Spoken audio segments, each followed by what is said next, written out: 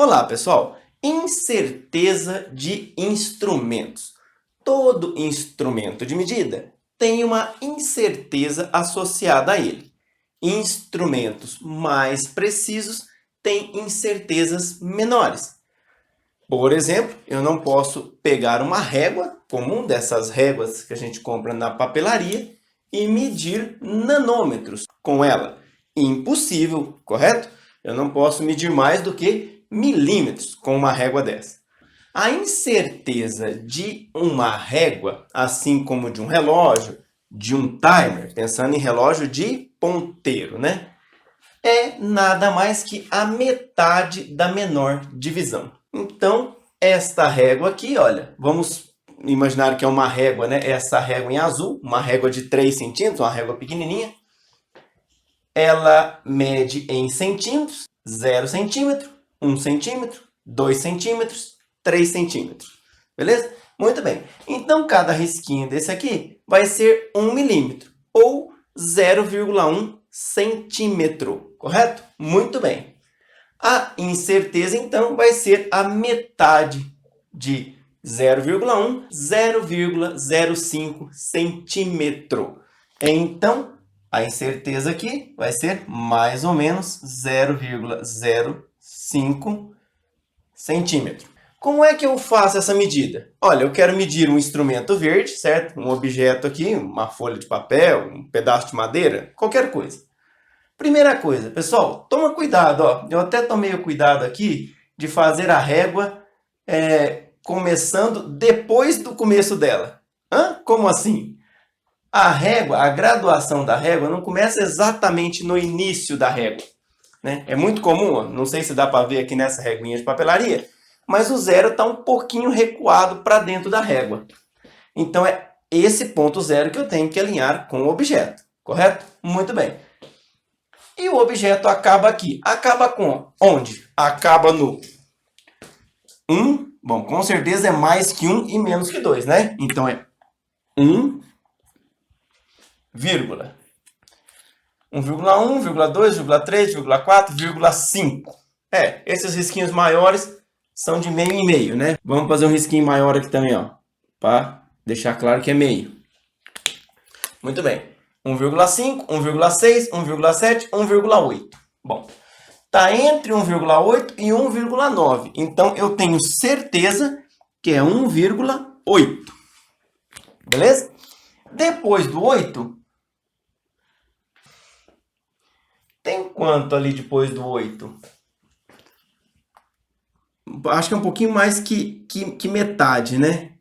Eu vou chutar aqui que é 1,8, e entre o 8 e o 9 eu vou pôr 1,88. Mas eu não tenho muita certeza desse 88, não.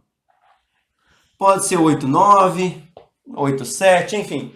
Talvez um olho diferente do meu vai ver outra coisa. Beleza.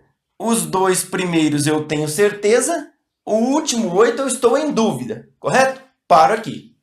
Lembre-se, os algarismos significativos são todos os que eu tenho certeza, mais o primeiro duvidoso.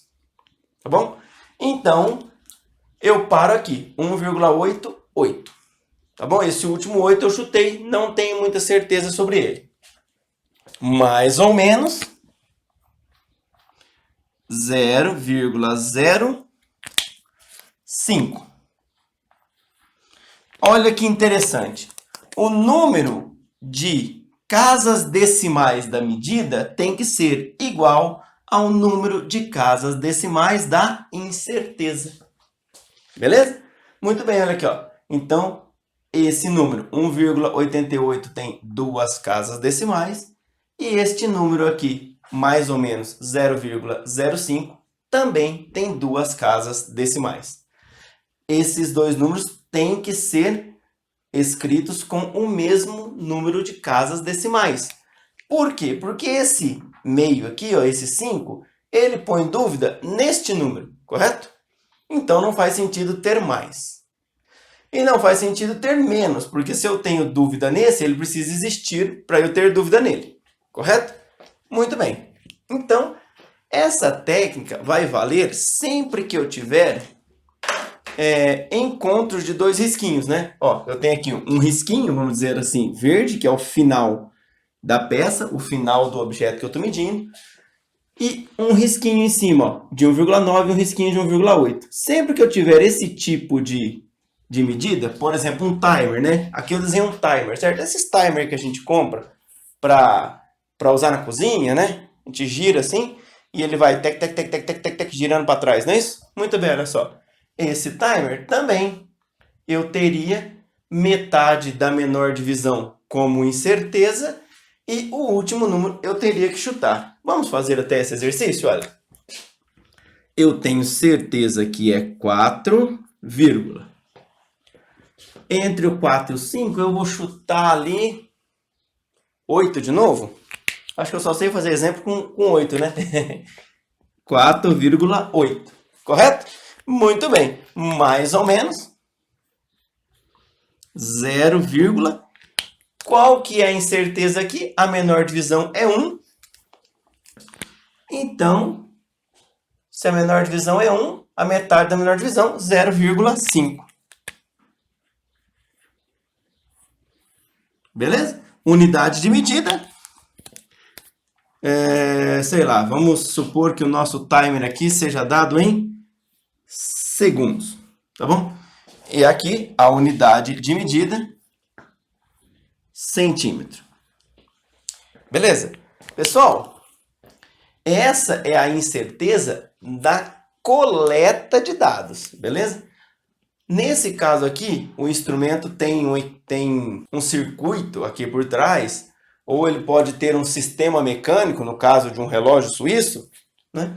Enfim, ele tem aqui por trás uma engenhoca. Se existe uma engenhoca aqui por trás, essa engenhoca também pode ter uma incerteza associada a ela. Então, nesse caso que nós temos instrumentos, temos que tomar o cuidado de garantir que não exista ou que nós conheçamos a incerteza da engenhoca que existe aqui por trás. Beleza? Muito bem. Outro detalhe que nós temos que nos atentar bastante, este exemplo, bastante infeliz e eu fiz de propósito. 4,8 segundos. Se esse relógio estiver rodando, para nós coletarmos este número, vai ser um pouquinho difícil, né? Ou seja, a incerteza talvez não seja somente essa. Se o relógio estiver paradinho nesse ponto, beleza? Ele parou aqui, eu preciso fazer uma anotação, tranquilo. Seja um relógio estático que a gente vai girando, tranquilo, né? Relógio estático é estranho, né? Mas enfim, alguma coisa estática que fica parada, é fácil da gente fazer essa medida. Se for uma coisa que esteja girando, talvez fique um pouco mais complicado. Então, temos que tomar cuidado com isso. Lembrando que existem muitos tipos de incerteza. Tem incerteza instrumental, incerteza estatística, incerteza sistemática, incerteza do modelo. Existem muitos tipos de incerteza e nós vamos lidar com elas conforme elas forem aparecendo. Legal? Muito bem? Por hoje era isso. Até uma próxima!